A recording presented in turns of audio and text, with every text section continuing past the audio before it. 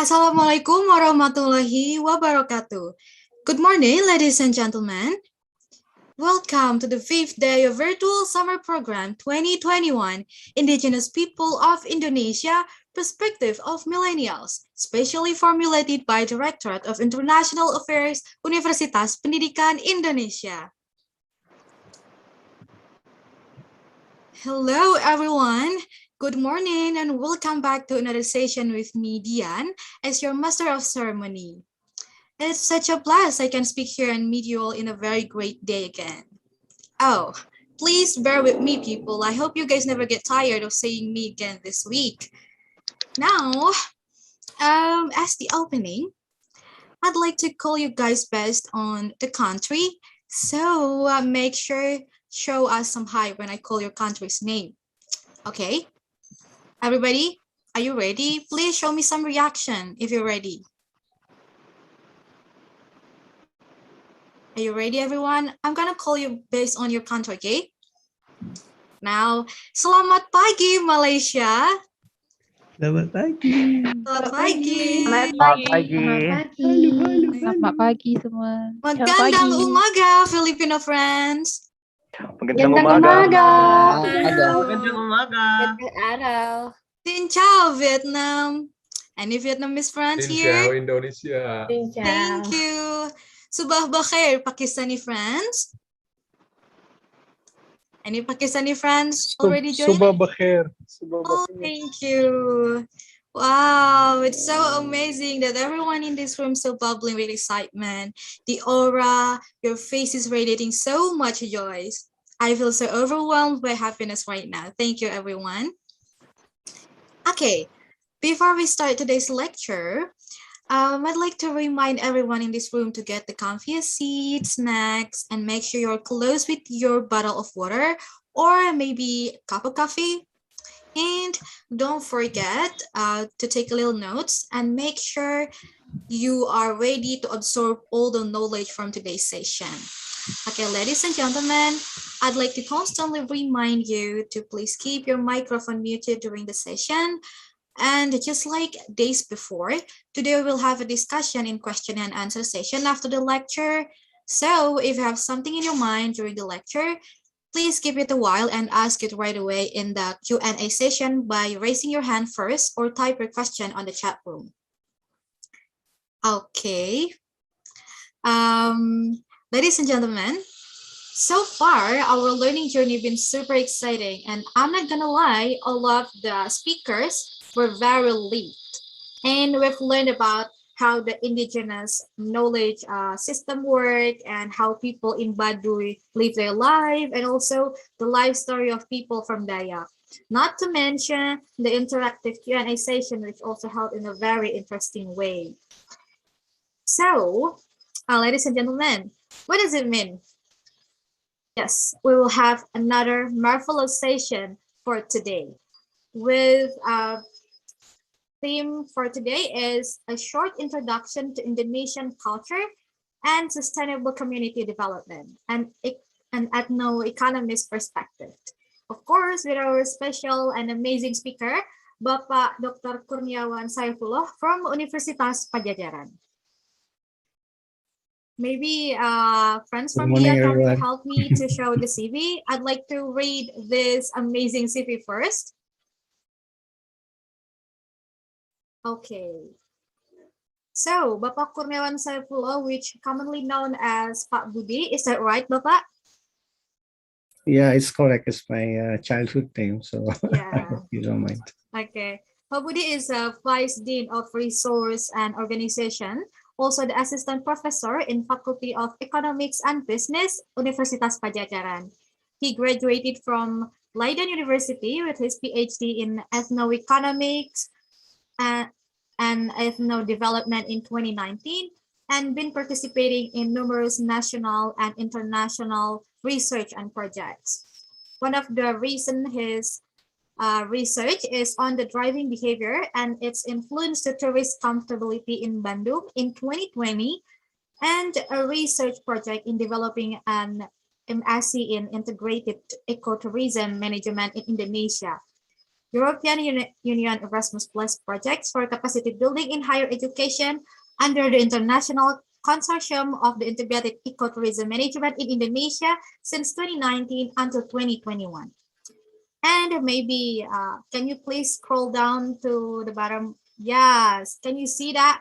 This, all of his research and projects, and also all his books and publication, which I believe also made with an extraordinary study.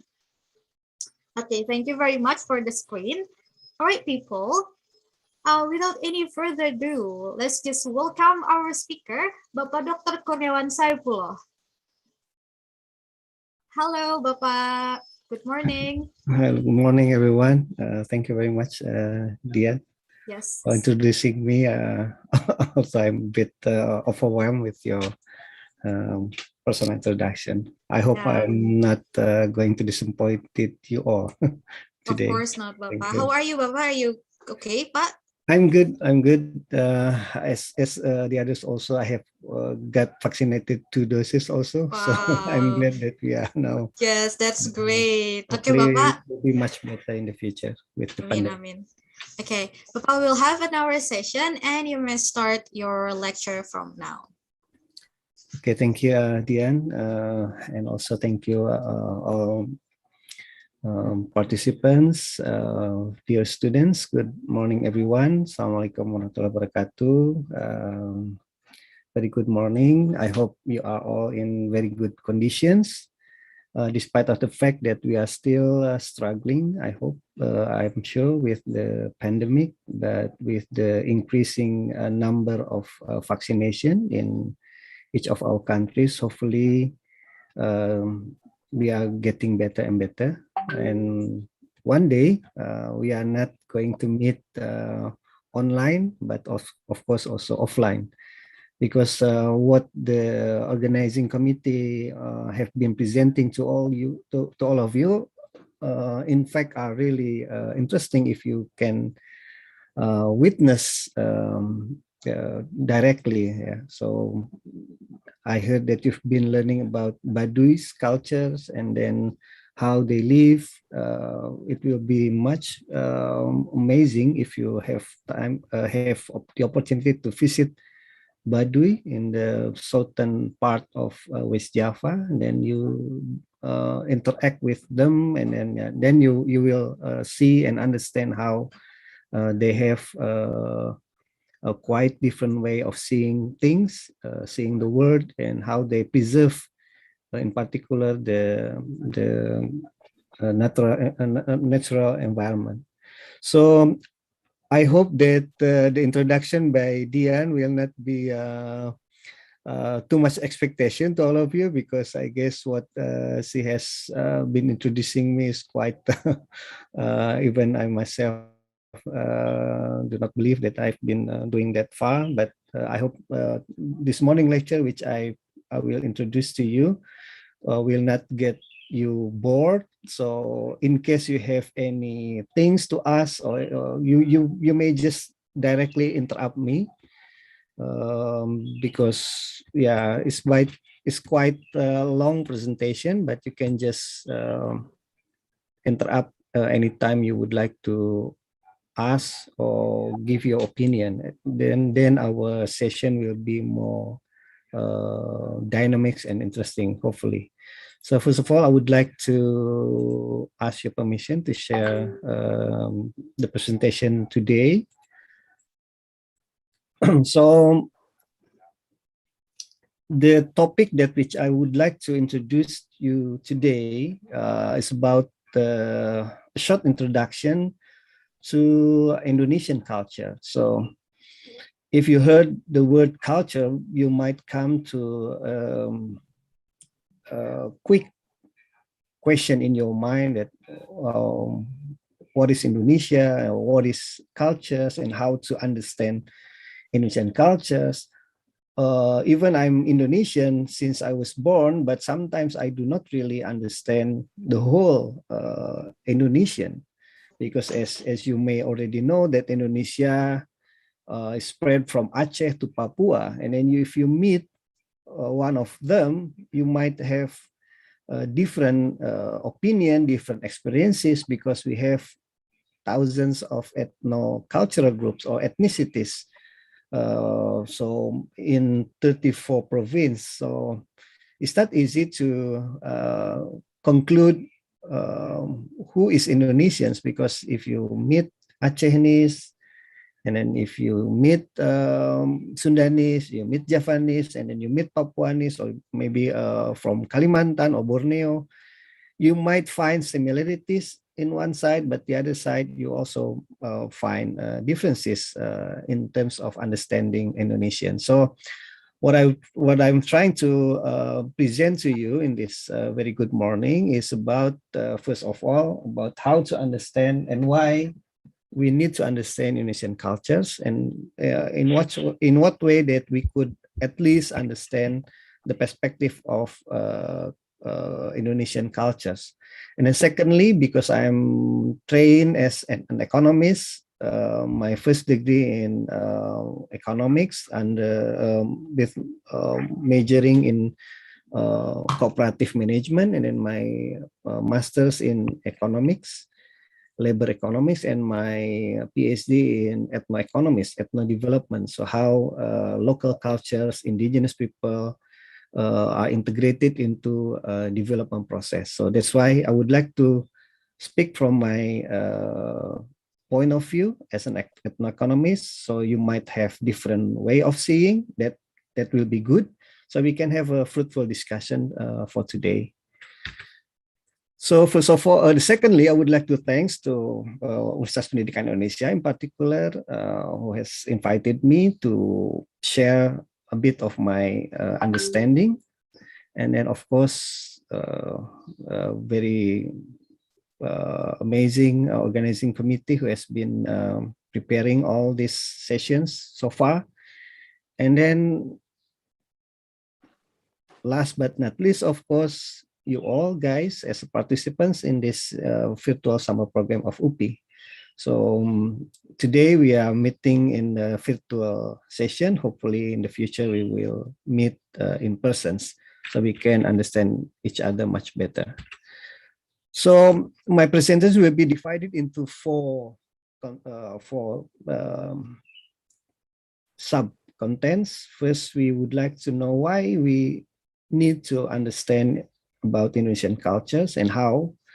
And then secondly, I would like to relate culture with development, which might be interesting to you if you are in particular learning or studying on economics and development. But I'll try my best that this topic will not be heavy in economics perspective, so you can understand in an easy way. And then thirdly, I would like to introduce you how to approach and understanding cultures in Indonesia by mentioning one of our scholars to make you easier to understand the dynamics of Indonesian cultures. And then lastly, I would like to bring one specific example from my original ethnicity. So I'm a Sundenis since I was born. So I would like to introduce my cultures as an example, how then we could relate from cosmological perspective of cultures to practice in sustainable community development, or to the practice of in our daily life. So first of all, I would like to bring you all to a very simple question: why Indonesian culture? And then you might see from the pictures that we have plenty of dynamic or colorful appearance, traditions, and then maybe arts, including livelihoods. Yeah, the way Indonesian eats, for instance, it will be different from Aceh to Papua. What we eat also different. The way we communicate with each other also different. So it is. I hope it will be one of the reason why we would like to learn Indonesian culture. As you might see from this second picture, it's about a map of Indonesia from Aceh to Papua, Aceh from the west side and Papua from the east side, the most east side. So you can see the colors here. Here are the major ethnicities of Indonesia, so ethnic groups in Indonesia. In practice, there are more than what you could see from this color.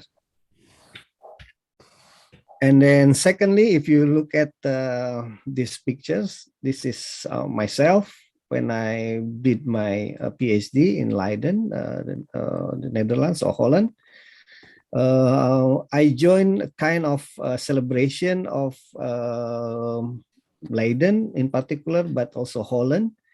It is, we call it as 3 October. I mean, the celebration of how the Dutch liberated from Spain, from Spanish. Because if you read also history that Holland has been also colonized by Spanish for about 80 years. So in the 15th and 16th century, before they came to Indonesia. So in one of the celebration, I attended this Liberation Day, and then I wore my Sundenis clothes. Here we call it pangsi, the black clothes, and then with all these things, and I stand in between of those soldiers. So it is kind of mixed culture between Indonesian and Dutch. So you might see this is how we try to mingle at that time. So we communicate, we discuss, we share the celebration together. Although we had a quite not good experience in the past, but at that time we share the history together to contemplate, etc., etc. So if you come to the word Indonesia, you might ask, since when the Indonesia was mentioned? Because although we are now coming from different countries, but we are all, in fact, probably, if we do not know yet, we are coming from quite the same culture. Yeah. If you learn paleontology, human paleontology, in fact, the beginning of human civilization is starting from Africa. And then they travel all over the world. And then one of the area that they visited in the past, I'm not really sure, 1,000 or 100,000 years ago, they also came to Indonesia, in particular to Papua in this context. But the term Indonesia, in fact, has not been known until mid of 19th century. So if you, for instance, if you happen to live in the 17th century or early 19th century, you might not know what is Indonesia. So the term Indonesia, or the name of Indonesia, firstly mentioned by George Samuel Winston Earl in 1847. Another research said that it was started in 1825 by a Scottish anthropologist. So before that, there is no Indonesia in any dictionary. So the term Indonesia in the past, especially during Dutch colonization, was known as Dutch Indies, which means an area which is occupied by the Dutch, far away from Indian geographical area. So here we have our friends from Pakistan, so close to Pakistan we have India. So Indonesia is an area more to the eastern part of India, or far from India. So that's why we were known as Dutch Indies at that time. So another research say that Indonesia, which is known now, together with Malaysia, together with Vietnam, together with Philippines and other surrounding, including Thailand, were known as the Nusantara, or an area which is under the occupation of Srivijaya and Majapahit kingdoms. This is according to our National Archive source. So, in fact, if you would like to consider this source, we are all coming from the same culture. So this is what I would like to introduce in this very good session in the beginning. So, for your conclusions, that Indonesia has not been known the term until the early of 19th century. Before that, we were known as Nusantara or probably Dutch Indies, if you would like to relate to the Dutch occupations. So then another question is why we then learn Indonesia, Nusantara in this particular. In the past, a Dutch named Jaap Koens interested to learn gamelan in 1919 when he traveled to Nusantara, we call it, or Dutch Indies. Yeah. And today, if you come to Indonesia, gamelans are known not only in Sunda, but in the West Java, but also if you go to Eastern Java, Jogja, and then Bali, you will find similar gamelan. And what makes those areas have similarities in terms of gamelan? Then if you read again history, then you find one of in our history mentioned about Mataram Kingdom, and Mataram Kingdom was the one who introduced gamelan from West Java to Bali. So you will find similarities in that particular musical instrument. We call it as gamelan. So Jaap Koens, so why we learn Indonesia? Even a Dutch from 1,000 kilometers abroad have interested to learn gamelan, while we do not have interested in learning this, because we are, according to my early presentation about Nusantara, we are in fact coming from same cultural background. Another reason is one of the governor of Dutch during in the early 19th century, we call it Raffles. I guess in Malaysia also he is very well known. In Asian countries also he's very known, because at the time he particularly assigned to become governor in the area of Nusantara or Dutch Indies, in particularly in Java. And one of the thing that we know now is we have this Kebun Raya Bogor in Bogor, which is introduced by Raffles. Yeah. And another reason why we need to learn Indonesia, it is surprising that, for instance, Indonesia now, before the pandemic, if you look at the data of tourism to Europe, one of the most visited countries to come or to visit by Indonesian, especially during March to May, during spring season in the Netherlands, is Keukenhof. Keukenhof is a garden full of tulips. Yeah, we know tulips is one of the sign of the Netherlands. But if you read history, tulip was coming from Turkey. So the way how the Dutch bring tulips from Turkey and then make it beautiful in this beautiful garden, Keukenhof, is made by the Dutch. But before that, in fact, Java was very well known by European as a place to come, as a place to visit. So it's quite a changing scenario. While in the past, European came to Indonesia to learn about cultures, including all these floras and faunas, all these garden things. But today, Indonesian visit Europe to learn the same thing. So it's quite interesting to know the shifting way of visiting each other. But this is how globalization also explained to us. Another reason that you might also find in history, and you find in references, that many Europeans came to Indonesia to explore the flora and fauna, to do research, to understand the cultures, and etc. One of the the famous one in Indonesia, in particular in Aceh, is the name Christian Snoekogrogne. So he's the Dutch he's an anthropologist who learned even from a Sundenis named Hassan Mustafa. This is the person, and he wrote about Sundanese culture. So Kogrogne is one of his students.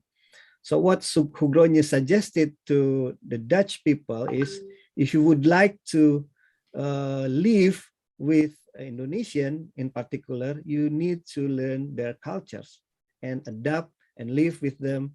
Then you will get a social acceptance by the society. So Kogrogne was famous during that time, and this is also another reason why European or at that time learn Indonesian cultures. So the question is, why others learn about our cultures and why we do not learn about our cultures. So this is another thing that we need to discuss.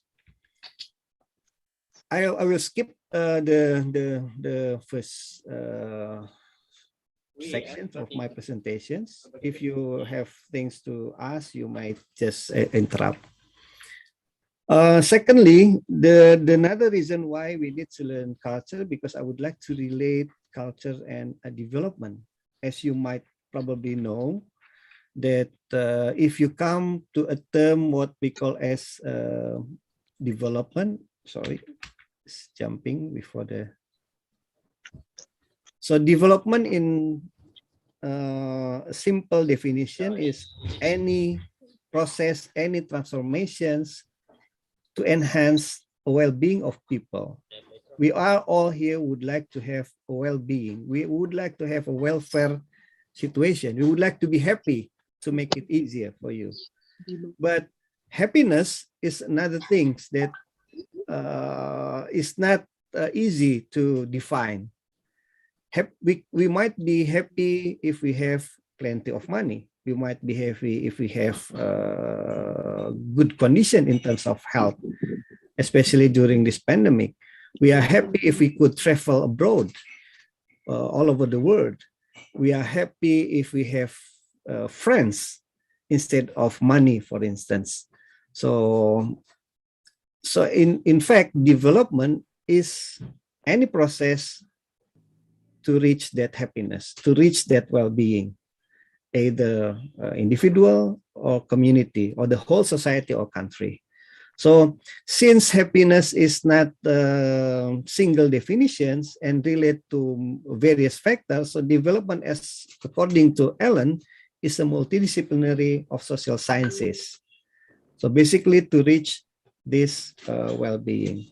So according to Todaro and Smith, again, development is a multi-dimensional process. So as we could see ourselves, happiness is not merely about money. Happiness is not merely about health, probably. Happiness also probably in making friends, etc., etc. So in any reference, probably you might come or you might read, development, in fact, basically is any process to reach this well-being, to reach this happiness, to reach this welfare. So it relates to many factors from physical, emotional, social, spiritual, intellectual, economic, etc., etc. You might see further in wellbeingpeople.org if you would like to see further. So there is changing paradigm in terms of how we define well-being. For instance, Susan White from Bath University of the United Kingdom or England, she defined well-being is not merely about having higher income. If you look at the indicator by the World Bank, for instance, many years we define welfare based on income level, for instance. Then we define poor people and not poor people based on their income. But Susan White brought different way of understanding this concept of well-being beyond income. So according to her, well-being is, in one side, probably, of course, you are having a good life, you are having good income, you are having good physical things, but at the same time, well-being also mean about feeling good. It is not giving you happiness if you have everything in terms of physical, of course, but at the same time, you are not feeling good. You are feeling sad. You are not feeling well. So Susan White brought this additional indicators to the well-being concept. So, for instance, by citing, I'm not really sure how to spell the terms. I guess this is from either Pakistani or Bangladesh or Indian, but Japur or Somaniye Sukhe Tahbo. So basically, we translate it into we live in happiness with rice, clothes, and respect. So according to this statement, we could see that well-being is not merely about having rice, but also we got respect. In our life, if we only have rice, but without respect from our friends, it is not according to, I guess, Bangladesh, if I'm not mistaken, this statement. So happiness is not there according to Susan White. So it is a comprehensive way of seeing happiness. So I would like to jump in terms of development concept that in conclusions, even United Nations bring this well-being as one of their development objective. But since in the past we are only measuring happiness or welfare based on income, so people were divided based on their income. As you might see, according to Millennium Development Goals before 2015, because we know that United Nations has 15 years of development against the development objective, starting from early 2000 by United Nations. They have what we call as Millennium Development Goals. So until 2015, when we have another development objective known as Sustainable Development Goals, instead of reducing number of poor people, we have more than 1 billion people still are in poverty, although more than 1 billion people also has been lifted up from poverty. Again, we need to reconsider on to see further beyond this income. If you look at this graph, for instance, the disparities in the other side become wider. So according to W. Norris, we could read here that irrespective of ideology, cultures, and religion, people care about inequality. Inequality can be a signal of a lack of income mobility and opportunity, but also a reflection of persistent disadvantage for particular segment of the society. So after several decades, we could see the disparities, in fact, become wider among people all over the world. So the rich become rich and the poor become poorer. So this is another contradictory condition while we are fighting for happiness, fighting for well-being in terms of development, but at the same time, disparities are wider. Yeah. Then to solve this problem of inequalities, the United Nations brought another concept of a development agenda, what we call as, or probably known as Sustainable Development Goals, or another reference said post-2015 development agenda. And some of the goals that we would like to reach: first, poverty; secondly, well-being; and thirdly is sustainable cities and communities. So it is not only reaching a certain level of income, but to ensure that well-being of the people can be achieved. And at the same time, sustainable communities also can be reached by all nations in the world. So the question is how to reach this well-being of people without having disparities. I would like to bring criticism from some development scholars who see that they criticize the neoliberalism concept of development. What neoliberalism perspective on development? Simply a perspective that believe that the successful of individual, successful of society, successful of a country is really based on individual effort. So if you are succeed, if you are a successful person, if a country become rich or become developed, it is not merely because others, it is because yourself. So if you are getting rich or you are getting successful, neoliberalist perspective said that it is because you did your best, you did your best effort to reach that particular achievement. But this perspective has been criticized by some scholars, including in this famous one is Thomas Harvey. So Harvey criticized perspective which rely only on individual efforts, because he questioning that some countries all over the world are still in poor, and they are not poor because they do not show their best effort to change the situation, to change the condition, but they are poor because probably they have not been heard by other people, that they have rights to defend their life, or probably their life was determined by other people.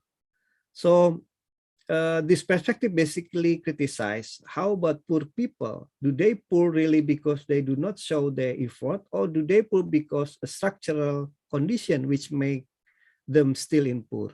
So basically, this is the perspective of or the criticism to neoliberalism. So basically, you might understand from individual effort versus group effort. So neoliberalism believes that if you are successful because you did by yourself, but critics to neoliberalism said that you are successful not only because you did your best effort, but it is also a contribution from your society. For instance, you might see your own clothes. You wear your clothes today. It is not because you make your clothes by yourself, but we have industry there. We have labor who make the clothes. We have retailer. We have shopping mall. We have people who make sure that you then now could wear your clothes. So in the other words, that what you wear today, what you reach today is not merely because you did by yourself, but it is also a contribution from many parties, which we cannot define one by one. Okay, so in Sundenis, even in 1948, Hiding already mentioned, man is not an independent agent in the cosmos, but a functioning part of a larger whole into which he is socialized. So what Sundenis believe, that we are living in this world is not for ourselves. We need to preserve the world if we would like to live in harmony. So since we live with others, we live also with forests, we live all with animals. So we have to make sure that we could live with all those creatures in harmony. So we cannot see only from our perspective, but also from other beings. So that's what Sundenis believe, according to Hiding, which is mentioned by Iskandar. The last part of development, which I would like to say, is the criticism from Safar, Deller, and Marquarer. So many economists always talk about macroeconomics and microeconomics. So when we talk about macroeconomics, we talk about larger system, the well-being of a country, the well-being of nations. While we talk micro or micro, we talk about families, individuals, and etc. What we tend to forget, according to Safar Deller and Mark Weller, is between the macro and micro, there is a meso level. And in this meso level, community poses important part. So between individual and a nation, there are communities. We have communities in our life, which we cannot be avoided. For instance, today, we are in the same community of summer program. We are not talking individual of ourselves because we are not alone, but we are not also talking as a country, as a nation, because we are not representing of them, but we are at least a community. So what economists in the past tend to forget, that we forget this meso level. And meso level has their own way of seeing things, their own cultures, etc., etc. And in this context, we learned about indigenous knowledge. And UPI has been so far introduced you with this meso level, that we need to understand what is indigenous knowledge and how this understanding will importance for you, because it poses the level which we tend to forget as a community. Okay, there are several authors have been highlighted the importance of understanding community in development. One of those are my promoter in Leiden University. His name is Slickerveer, or Lendert Jan Slickerveer. Together with his colleague, they wrote quite extensive and important books, which you might read later on, because it documented the several examples from different countries, especially from sub-Saharan Africa and ASEAN, how culture can be mingled with development. And according to them, cultural dimension in development is very important. To see from people's perspective is really important. So this is what basically the book talk about. Another reference which we might see was brought by John Briggs. He wrote about questioning about development practice, which is tend to neglect the existence of indigenous knowledge.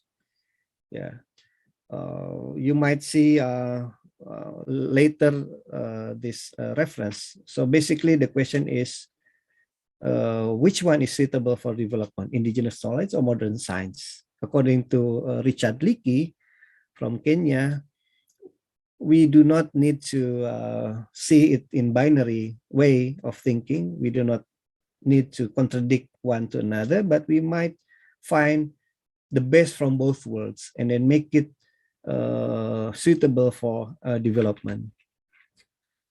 The last part of development which I would like to bring is because some development programs, for instance, they do not consider this cultural perspective. For instance, our president, Jokowi, if you might see from the left side of this news, the government has good intention to build apartment or housing for indigenous people in Jambi, central part of Sumatra. This is, I guess, in 2000, early 2000, about 2000. Let me try to, yeah, about 2015, 16. Yeah. So Jokowi, our president, was so kind preparing housing for these indigenous people. However, the housing was not really used by the people, the indigenous people. Why? Because the president or the government built this housing outside of the forest in which this indigenous people has been living. So you might imagine that these indigenous people, we call it as anak dalam or suku anak dalam, the name of the ethnicity, they live their life inside the forest, but then the government built housing outside of the forest. So in one side, the government thought that the housing will bring the indigenous people better life in terms of shelters. But in fact, the housing brought out these indigenous people from their livelihood. So this is why why I brought this issue, because in some development practices, government tends to neglect this cultural perspective. Another way we could see also in the right side, the news from North Sumatra, in which indigenous people protested the Danau Toba development because they tend to not consider the cultural view, the wisdom of the local people. So you could see that why I brought this issue, because I would like to bring the culture and development in such a way that it can be harmonized. One of the way to harmonize it, that we need to listen what actually the local people need, and the development is set or program based on what the people needs. In Philippines, I guess you, my dear friends from Philippines, I don't know to what extent that you also follow the issue, but this is one of the recent publication about the development. Displacement in the name of development, how indigenous rights legislation fails to protect Philippine hunter-gatherers. It's quite similar with what I shown you, the left side. This is also hunter-gatherers, but inside the forest. So this article basically criticizing the practice of development which neglected this cultural or indigenous people. So Marsden wrote quite long time ago in 1994. I'm not sure whether you are already born at that time, but he underscores that the arrogance with which policymakers and planners assume that they were writing on a tabula rasa as they intervene in the third world in the name of development. So it's quite harsh, yeah, what he wrote. In the other part, he mentioned that the assumption underlying the view that it would be sufficient to transfer Western technology and expertise to no longer hold. It is not the native who is backward, nor is it a failure to incorporate a human factor which is at fault, but the essential inappropriateness of the Western package that was on offer. So basically, this statement by Marsden remind any development policymakers who try to, in one side, as I already mentioned in the slide, that development is a process to reach well-being, but in reaching well-being, some development planners do not consider what local people thinks about what importance in their life. In this context, in particular, these indigenous people. So Loa Feldman in 2010 in her dissertation then underscore the importance of understanding the local culture and gender dimension of any community is critical to the success of any development project. How else will development practitioners, typically in the West, know what needs to be done in the local communities unless those people are directly involved? So basically, this is what I would like to underscore in this today's session, that when we understand development as a process to reach happiness or to reach well-being, we need to understand what is the most important things from the local perspective, so not from outsider perspective. So this is what basically I would like to underscore from the section of culture and development. So if you look at other research, for instance, I just mentioned one from Roque and Cuadrado in 2001 in Burkina Faso, has shown that the utilization of high-performing traditional institutions has effectively reduce inequalities. So I talked about inequalities because of this MDGs, but then another research said that, but if we would like to include these indigenous people in the development programs, it will effectively reduce inequalities, because what we plan in development really consider what the people, local people really need. So basically that's the idea. There are many examples, for instance, in Ethiopia, that indigenous community institutional system like GADA has contributed effectively to the development of the community. Before I continue my last part, understanding Sundenis culture, I would like to bring you all to the speech by Cormal Russell, who talk about sustainable community development. So I hope I might able to show you this slide.